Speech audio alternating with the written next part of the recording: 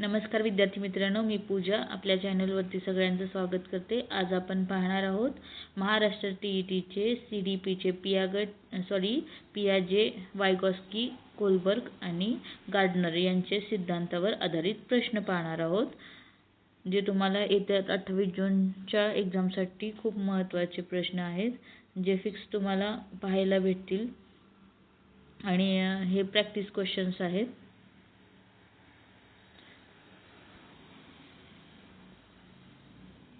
चॅनलला सबस्क्राइब केलं नसेल तर नक्की चॅनलला सबस्क्राइब करा आणि आपल्या चॅनलला सपोर्ट करा, जेणेकरून तुम्हाला नेक्स्ट व्हिडिओची जे स्किनर, बांडुरा यांची काय होईल थेरीचे जे व्हिडिओज येणार आहेत त्यावरचे जे प्रश्न येणार आहेत त्याची नोटिफिकेशन मिळेल। तर लवकरात लवकर चॅनलला सबस्क्राइब करा। तुमचा जास्त वेळ न घेता एक्झामच्या आधी आपण डायरेक्ट क्वेश्चन आन्सर्सला स्टार्ट करूयात। तर पहिली संज्ञानात्मक विकास बघूयात कोणाचा आहे, तर जीन पियाजे यांचा संज्ञानात्मक विकास हा सिद्धांत आहे। आता या सिद्धांतावर आलेले क्वेश्चन्स पाहूयात। क्वेश्चन नंबर 1, पियाजे यांच्या मते वस्तू स्थायित्व ऑब्जेक्ट परमनन्स कोणत्या अवस्थेत विकसित होतो? पियाजे यांच्या मते ऑब्जेक्ट परमनन्स कोणत्या अवस्थेत विकसित होतो? तर आन्सर आहे संवेदनात्मक चलनात्मक अवस्था। कधी आहे? 0 ते 2 वर्ष आहे चलनात्मक अवस्था, 2 वर्षापर्यंत आहे। वस्तू स्थायित्व म्हणजे वस्तू स्थायित्व म्हणजे काय, तर वस्तू डोळ्यासमोर नसली तरी अस्तित्वात असते हे समजणे। एखाद्या लहान मुलांना लक्षात राहतं की बॉल आणजा म्हटल्यानंतर कुठं पडलाय तो घेऊन येतो, म्हणजे काय झालं, वस्तू डोळ्यासमोर नसली तरी ते कुठं आहे हे लहान मुलांना कळतं। हे कधी असतं? 0 ते 2 वर्षाच्या मुलांमध्ये असतो, हा यांचा सिद्धांत सांगतो। नेक्स्ट क्वेश्चन पाहूयात। क्वेश्चन नंबर 2, संरक्षण कन्झर्वेशनची संकल्पना मुलाला कधी समजते? संरक्षण कन्झर्वेशनची संकल्पना मुलांना कधी समजते? तर ऑप्शन नंबर सी बरोबर आहे, 7 ते 11 वर्ष मूर्त क्रियात्मक अवस्था। 7 ते 11 वर्ष मूर्त क्रियात्मक अवस्था म्हणजेच काय, उंच ग्लासातील पाणी रुंद ग्लासात ओतले तरी प्रमाण तेच, हे कधी कळतं मुलांना? तर 7 ते 11 वर्ष वयोगटामध्ये संरक्षण कन्झर्वेशनची संकल्पना आहे। नेक्स्ट क्वेश्चन बघूया। क्वेश्चन नंबर 3, 5 वर्षाचे मूल म्हणते चंद्र माझ्यासोबत चालतोय। पियाजेनुसार हे कशाचे उदाहरण आहे? तर हे ऑप्शन नंबर बी अहम केंद्रित उदाहरण आहे, इगो सेंट्रिझमचं हे उदाहरण आहे। म्हणजे ह्याचं इगो सेंट्रिझम म्हणजे काय, पूर्व क्रियात्मक अवस्थेचे वैशिष्ट्य आहे, म्हणजे स्वतःच्या दृष्टिकोनातून जग पाहणे याला म्हणतात। असे उपयोजनात्मक प्रश्न ह्या एक्झाममध्ये तुम्हाला नक्की पाहायला मिळतील। म्हणजे एखादं 5 वर्षाचे मूल म्हणते चंद्र माझ्यासोबत आहे, उदाहरण देऊन पियाजेंचं मत वगैरे या पद्धतीचे क्वेश्चन्स तुम्हाला पाहायला मिळतील। हे कशाचं आहे? इगो सेंट्रिझमचं उदाहरण आहे। नेक्स्ट क्वेश्चन, क्वेश्चन नंबर 4, पियाजे यांच्या मते अमूर्त विचार कोणत्या अवस्थेत सुरू होतात? पियाजे यांच्या नुसार अमूर्त विचार हे औपचारिक क्रियात्मक अवस्था 11 वर्षानंतर सुरू होतात। म्हणजेच काय, गृहीतके, कल्पना, तर्क या वयामध्ये सुरू होतात। चॅनलला सबस्क्राइब केले नसेल तर नक्की चॅनलला सबस्क्राइब करा। नेक्स्ट क्वेश्चन पाहूयात आणि तुम्ही मनातल्या मनात क्वेश्चन्स वाचत चला, बाकीचे ऑप्शनही वाचत चला, त्याच्यामुळे तुमचा वाचनाचा स्पीड वाढेल आणि पेपरमध्येही हा स्पीड तुम्हाला उपयोगी येईल आणि आन्सर पटकन क्लिक व्हायला, म्हणजे आपण हे वाचलेलं आणि ह्याचं उत्तर हे आहे हे सारखं सारखं वाचण्यातूनच येतं, याचा अनुभव तुम्ही पेपर सोडवताना नक्की घ्याल। नेक्स्ट क्वेश्चन पाहूयात। स्कीमा समावेशन समायोजन या संकल्पना कोणी मांडल्या? तर या संकल्पना कोणी मांडल्या? स्कीमा समावेशन समायोजन हे पियाजे यांनी मांडलेले आहे। ॲसिमिलेशन आणि अकोमोडेशन म्हणतात त्याला. कोणी मांडलेला आहे तर ऑप्शन नंबर सी, पियाजे यांनी मांडलेली आहे. नेक्स्ट क्वेश्चन कशावरती आहेत तर नेक्स्ट क्वेश्चन आहेत वायगॉस्की यांचं सामाजिक सांस्कृतिक सिद्धांत याच्यावरती आहेत. वायगॉस्की यांच्या एमकोओ म्हणजे काय, एमकोओचा फुल फॉर्म काय आहे, more knowledgeable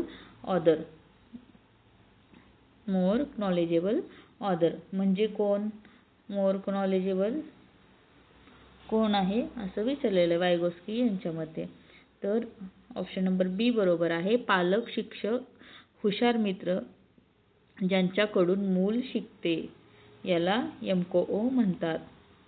next question number 7. भाषा विचाराचे साधन आहे. मत कोणाचं आहे हे मत आहे ऑप्शन नंबर सी, वायगॉस्की यांचं. भाषा आधी आणि विचार नंतर म्हणजेच काय, सोशल इंटरॅक्शनमुळे विचार विकसित होतात हे यांचं मत आहे. ऑप्शन नंबर सी बरोबर आहे. Next question number 8. झेड पिढीमध्ये शिकवताना शिक्षकाने काय करावे. झेड पिढीमध्ये शिकवताना ऑप्शन नंबर बी बरोबर आहे. स्कॅफोल्डिंग म्हणजेच काय, आधार घ्यावा, हळूहळू कमी करावा. स्कॅफोल्डिंग काय करायचं, झेड पिढीमध्ये शिकवताना शिक्षकांनी काय करावे, स्कॅफोल्डिंग आधार द्यावा आणि हळूहळू कमी करावा. म्हणजे आता बेरीज वजाबाकी येत नाही तर त्यांना सपोर्ट करायचा, शिकवायचं आणि हळूहळू त्यांना करा म्हणून सांगायचं. हे झालं स्कॅफोल्डिंग. Next question number 9. वायगॉस्कीनुसार खाजगी संभाषण प्रायव्हेट स्पीच हे महत्त्व काय. वायगॉस्कीनुसार खाजगी संभाषण प्रायव्हेट स्पीचचे महत्त्व काय. तर ऑप्शन नंबर बी बरोबर आहे. स्वतःशी बोलून कृतीचे नियोजन करणे व स्वनियमन हे काय आहे, वायगॉस्कीनुसार खाजगी संभाषण प्रायव्हेट स्पीचचे महत्त्व आहे. Next question. हे कधी होतं तर 3 ते 5 वर्ष वयोगटामध्ये. स्वतःशी बोलून कृतीचे नियोजन करणे, स्वनियमन हे 3 ते 7 वर्ष वयोगटामध्ये होतं. Next question number 10. पियाजे व वायगॉस्की मधील मुख्य फरक काय आहे. तर पियाजे आणि वायगॉस्की यांच्यामधील मुख्य फरक काय आहे. पियाजे वैयक्तिक शोध व वायगॉस्की सामाजिक सहकार्य महत्त्वाचे आहे. पियाजेमध्ये काय आहे, वैयक्तिक शोध, तर वायगॉस्कीमध्ये काय आहे, सामाजिक सहकार्य महत्त्वाचं आहे. हे 2 फरक आहेत दोन्हीमध्ये. Next question.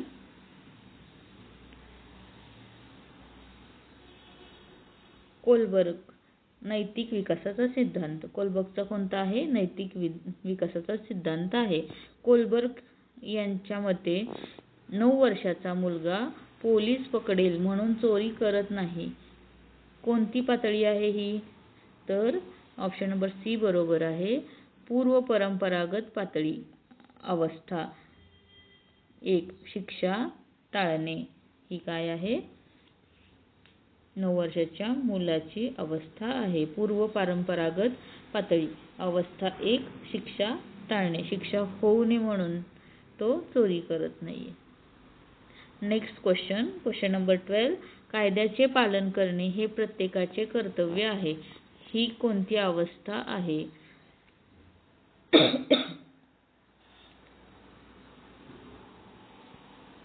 कायद्याचे पालन करणे हे प्रत्येकाचे कर्तव्य आहे. ही कोणती अवस्था आहे तर ही ऑप्शन नंबर सी बरोबर आहे.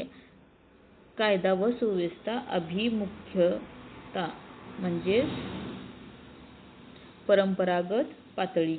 ही कोणती पातळी आहे, परंपरागत पातळी आहे. कायदा व सुव्यवस्था अभिमुख्यता, कायद्याचे पालन करणे. नेक्स्ट क्वेश्चन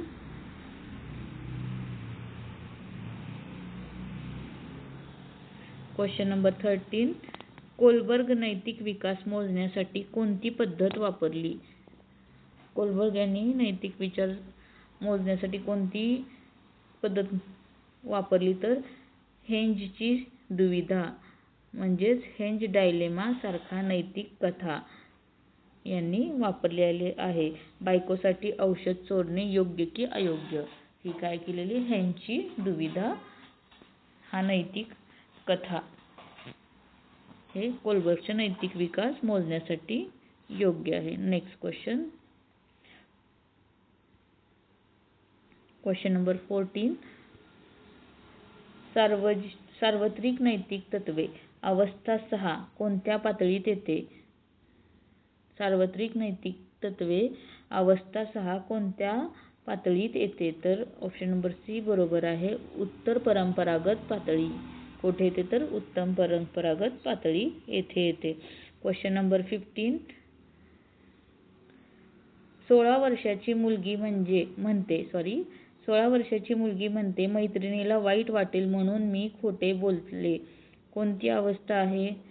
तर ऑप्शन नंबर सी बरोबर आहे, अवस्था 3 चांगला मुलगा मुलगी अभिमुख्यता. ह्याला काय म्हणतात? चांगली मुलगी अभिमुख्यता म्हणतात. नेक्स्ट क्वेश्चन, क्वेश्चन नंबर 16 कशावरती आहे? तर बहुविध बुद्धिमत्ता. कोणाचं आहे? हॉवर्ड गार्डनरचं हे बहुविध बुद्धिमत्ता आहे. त्यातला पहिला क्वेश्चन पाहूया. Question number 16. ज्या मुलाला नकाशे कोडी चित्रकला आवडते त्याची कोणती बुद्धिमत्ता प्रगत असते? तर त्याची ऑप्शन नंबर बी बरोबर आहे, अवकाशीय क्षमता काय आहे? विकसित झालेली आहे. बुद्धिमत्ता प्रगत झालेली आहे. नकाशे कोडी चित्रकला आवडते. Next question, question number 17. गार्डनरनुसार आंतरवैयक्तिक बुद्धिमत्ता म्हणजे काय? गार्डनरनुसार आंतरवैयक्तिक बुद्धिमत्ता म्हणजे ऑप्शन नंबर बी बरोबर आहे, इतरांना समजून घेणे, नेतृत्व करणे, सहानुभूती. हे काय आहे? आंतरवैयक्तिक बुद्धिमत्ता आहे. इंटरपर्सनल बुद्धिमत्ता नेता व शिक्षक यामध्ये मोडतात. नेक्स्ट क्वेश्चन, निसर्गवादी बुद्धिमत्ता नॅचरलिस्टिक कोणत्या मुलात दिसते? तर निसर्गवादी बुद्धिमत्ता प्राणी, झाडे, पाने, दगड यात रस घेणाऱ्या विद्यार्थ्यांमध्ये नॅचरलिस्टिक बुद्धिमत्ता दिसते. Next question, question number 19. Gardner यांच्या सिद्धांताचा वर्गात उपयोग कसा कराल? गार्डनर यांच्या सिद्धांताचा वर्गात कसा उपयोग कराल? तर ऑप्शन नंबर सी बरोबर आहे, विविध कृती, गाणे, नाटक, चित्र, गटकार्य देऊन बुद्धिमत्ता प्रकारांनी संधी. नेक्स्ट क्वेश्चन, अस्तित्ववादी बुद्धिमत्ता एक्झिस्टेन्शियल कशाला म्हणतात? तर कशाला म्हणतात? ऑप्शन नंबर बी बरोबर आहे, जीवन मृत्यू जगण्याचा अर्थ यावर प्रश्न विचारणे. अस्तित्ववादी बुद्धिमत्ता म्हणजे काय? जीवन मृत्यू जगण्याचा अर्थ यावर प्रश्न विचारणे. फिलॉसॉफर किंवा संत यामध्ये येतात. नेक्स्ट क्वेश्चन, आता इथं काय दिलेलं आहे? क्विक चार्ट बनवलेला आहे मी, की लक्षात कसं ठेवायचं. म्हणजे आता तुमचं जर एखादा आला टाईम संपल्यानंतर क्वेश्चन जर आला पण तुम्हाला सोडवायला टाईम नाही आहे, तर हे की पॉईंट्स आहेत. स्कीमा, अवस्था 4 हे कशामध्ये येतात? पियाजेमध्ये येतात. स्कीमा, अवस्था, कन्झर्वेशन, इगो सेंट्रिक, वय आणि अवस्था जोडणे हे कशामध्ये येतात? पियाजेमध्ये येतात. नेक्स्ट काय आहे? वायगॉस्की आहे. वायगॉस्कीचे की पॉईंट काय आहेत? झेडपीडी, स्कॅफोल्डिंग, एमको, भाषा विचार मदतीने शिकवणे हे कोणाचं येतं? तर वायगॉस्कीचं येतं. की पॉईंट लक्षात ठेवायचे. कोलबर्गचं काय येतं? तर पातळी किती आहे? 3. 6 अवस्था आहेत. हेन्स डायलिमा कोणत्या अवस्थेत आहे?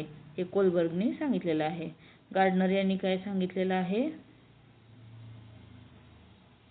8+ बुद्धिमत्ता इंटरपर्सनल व इंटरपर्सनल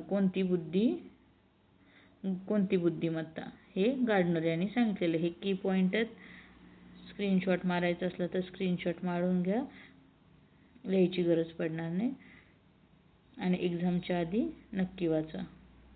आता त्याच्यानंतर 8 प्रश्न आपण बघणार आहे पियाजे यांचे. तुमच्या प्रॅक्टिससाठी घेतलेला आहे आणि नक्कीच असेच प्रश्न एक्झाममध्ये दिसतील.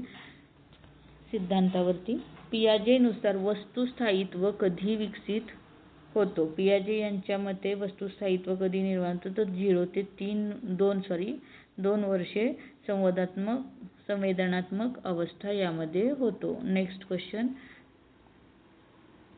उलट करता येणे रिव्हर्सेबिलिटी कोणत्या अवस्थेचे वैशिष्ट्य आहे? तर हे मूर्त क्रियात्मक अवस्था. ऑप्शन नंबर सी 7 ते 11 वर्षे वयोगट यामध्ये येते.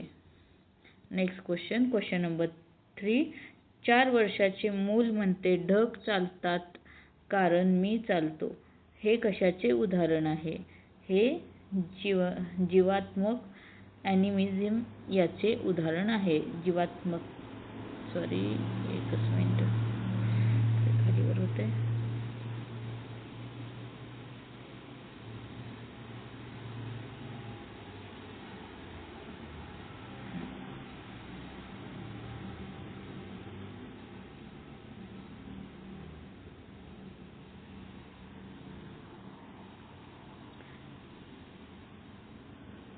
हे कशाचा उदाहरण आहे? तर जीवात्मवाद याचे उदाहरण आहे. पूर्व क्रियात्मक अवस्था, ढग चालते आहे कारण मी चालतोय आहे. ही मुलांची कोणती अवस्था आहे? तर जीवात्मवाद व पूर्व क्रियात्मक अवस्था आहे. नेक्स्ट क्वेश्चन, समावेशन ॲसिमिलेशन म्हणजे काय? तर ऑप्शन नंबर ए बरोबर आहे. नवीन माहितीसाठी स्कीमा बदलणे. काय आहे याच्यामध्ये? तर नवीन माहितीसाठी स्कीमा बदलणे ॲसिमिलेशन मध्ये येतं. नेक्स्ट क्वेश्चन, क्वेश्चन नंबर 5, पियाजेनुसार भाषा विकासाचा क्रम काय? पियाजेनुसार भाषा विकासाचा क्रम काय आहे? तर विचार, भाषा, कॉग्निटिव्ह विकास, संधी. ऑप्शन नंबर बी आहे. आधी विचार आणि नंतर भाषा हे पियाजे यांचा विकासाचा क्रम आहे. नेक्स्ट क्वेश्चन, क्वेश्चन नंबर 6, केंद्रीकरण सेंट्रेशनचा दोष कोणत्या अवस्थेत दिसतो? तर हा दोष कुठे दिसतो? तर ऑप्शन नंबर बी बरोबर आहे. पूर्व क्रियात्मक 2 ते 7 वर्ष केंद्रीकरणाच्या अवस्थेत दिसतो. 2 ते 7 वर्ष वयोगट एका पैलूवर लक्ष देतात. नेक्स्ट क्वेश्चन,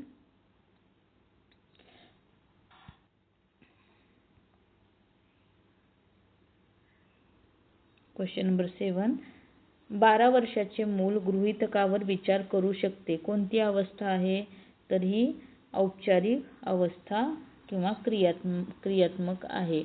औपचारिक क्रियात्मकता आहे.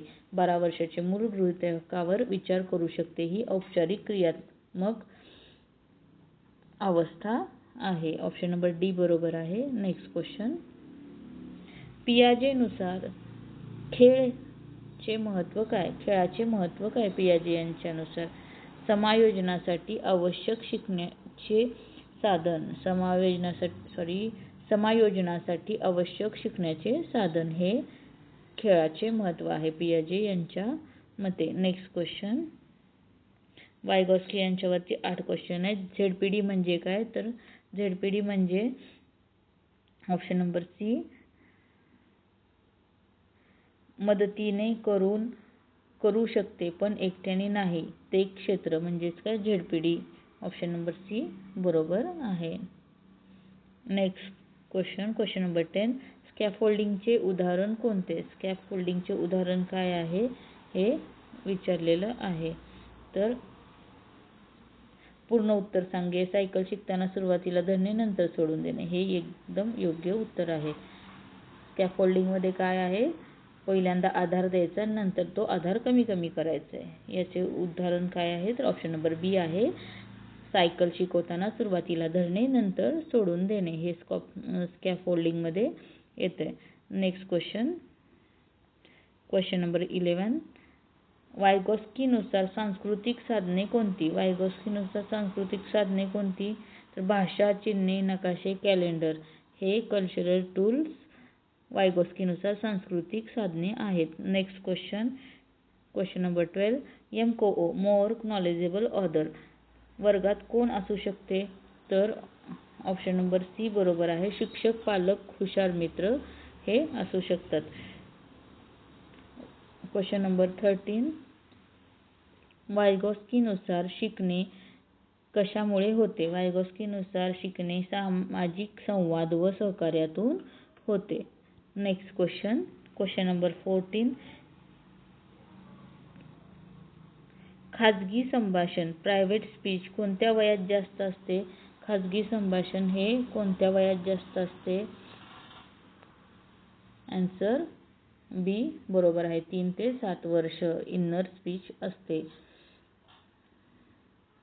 Next question number 15.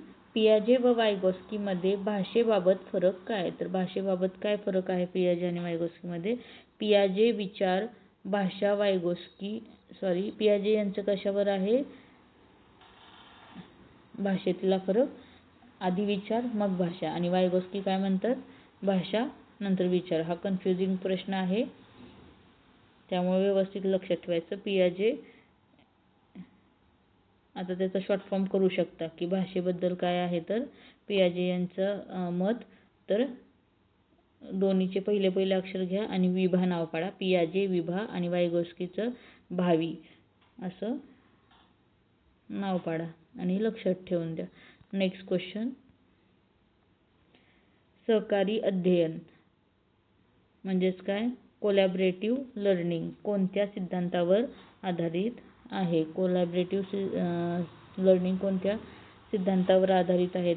तर वायगॉस्की यांच्या ZPD मध्ये शिकवणे या सिद्धांतावर आधारित आहे वायगॉस्की यांच्या. Next question.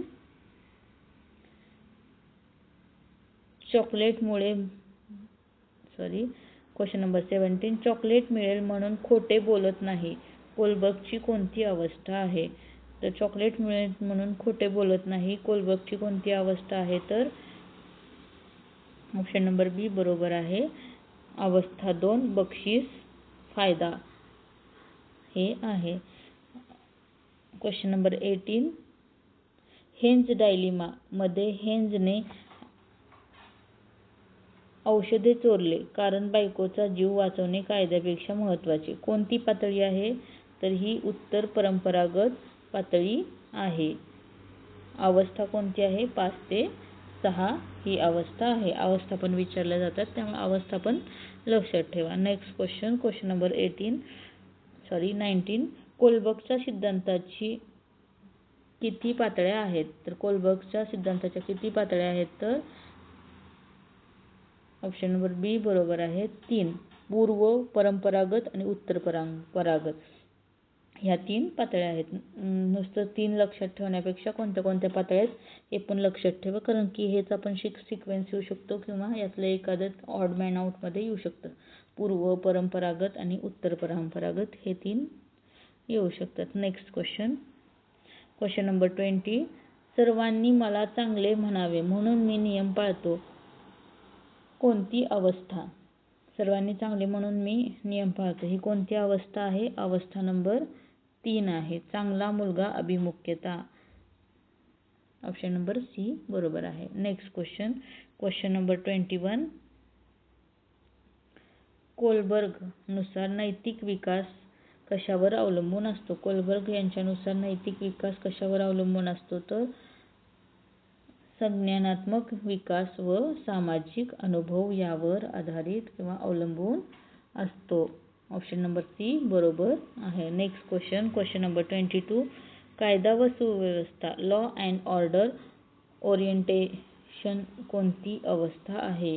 कायदा व सुव्यवस्था लॉ अँड ऑर्डर ओरिएंटेशन कोणती अवस्था आहे? तर अवस्था नंबर 4 आहे. ऑप्शन नंबर सी बरोबर आहे. क्वेश्चन नंबर 23 पाहूयात. चॅनलला सबस्क्राईब केलं नसेल तर नक्की सबस्क्राईब करा. व्हिडिओ आवडला असेल तर लाईक आणि शेअर करायला विसरू नका. क्वेश्चन नंबर 23, पूर्व परंपरागत पातळी कोणत्या वयोगटात जास्त दिसते? तर पूर्व परंपरागत पातळी कोणत्या वयोगटात दिसते? तर 0 ते 9 वर्ष, पण मोठ्यामध्ये असू शकते.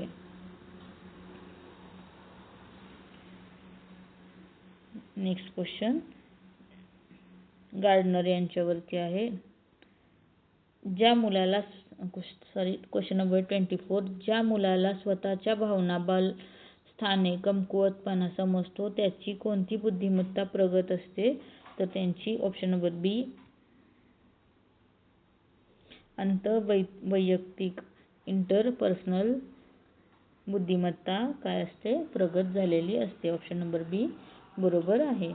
नेक्स्ट क्वेश्चन नंबर 25,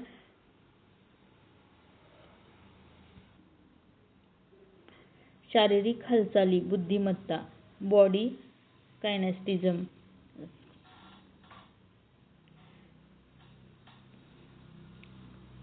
एक मिनिट खाली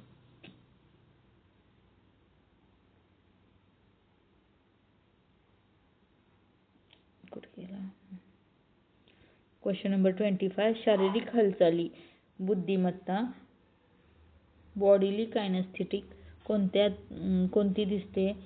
तर हे ऑप्शन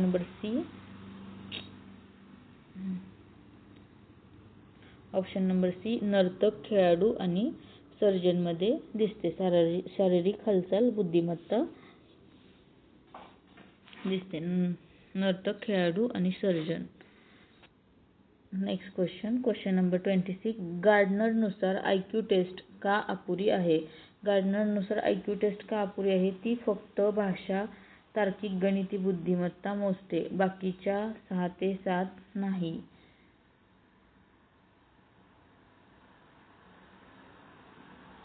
नेक्स्ट क्वेश्चन नंबर 27, तार्किक गणिती बुद्धिमत्ता असलेल्या मुलाला कसे शिकवाल? तार्किक गणिती बुद्धिमत्ता असलेल्या मुलाला कोडी, प्रयोग, पॅटर्न, संख्या, खेळ. कोडी, प्रयोग, पॅटर्न, संख्या, खेळ ह्या तार्किक गणित बुद्धिमत्ता असलेल्या मुलाला शिकवले जाईल. ऑप्शन नंबर बी. नेक्स्ट क्वेश्चन नंबर 28, भाषिक बुद्धिमत्ता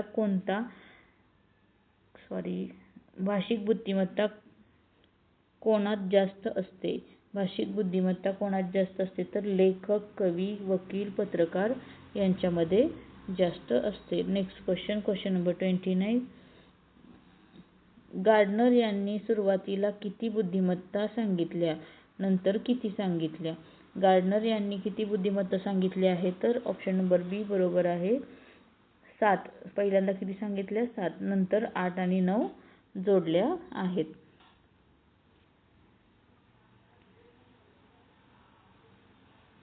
नेक्स्ट क्वेश्चन नंबर 30, वर्गात बहुविध बुद्धिमत्ता सिद्धांत वापरण्याचा फायदा काय? ऑप्शन नंबर बी बरोबर आहे, प्रत्येक मुलाच्या बलस्थानानुसार शिकवता येते, सर्वांचा विकास होतो. हे बहुविध बुद्धिमत्तेचा सिद्धांताचा फायदा आहे. इथेच आपले प्रश्न सर्व संपलेले आहेत. व्हिडिओ आवडला असेल तर नक्कीच लाईक, शेअर, सबस्क्राईब करा. आणि या पद्धतीचे तुम्हाला सिद्धांतावरती क्वेश्चन्स येत्या 28 जूनला नक्कीच पाहायला मिळतील.